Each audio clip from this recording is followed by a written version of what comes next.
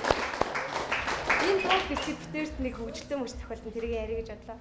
Тэгээ чи аавын тухай дуу бэлтээд ирээрээ ингээд аав чи ингээд өрцөн байгаа гэдгсэн аахгүй гэсэн чинь ёо тийм эхлээл ёо yes гоё гэж тэгчихсэн. Дараа нь ах нар гэх нэг чинь суун чи тэгэл олон хүмүүсийн дунд дуулаж шв. Ёо тийм үү би дуулмаа бэлээ гэх. Тэгснээ өглөө хуржээ шалгуулахдаа би чи адууч аав хооронд тэгээ сагс чин тамирчин гэрд нэрээд ингээд солиод дуулгаад өгөөч гэсэн чинь багш дууны утаа алдчихсан. Би аавда тэр энийг дуулна гэдэг. Манай хүүхд өчигдөр бэлдсэн. Тэгээ чин сэтгэлээсээ аавда мэнжлээ өгсөн даасхандаа дахин баяр үргээд. За бидний ярьсан энэ төрөд өндөрлөж өгнө гшаа. Бидний хүлээн авч хүрэлцэн гэсэн танд маш их баярлалаа. Цаашдын ажил хөдөлмөрт өндрөөс өндөр амжилтыг хүсье. За баярлалаа.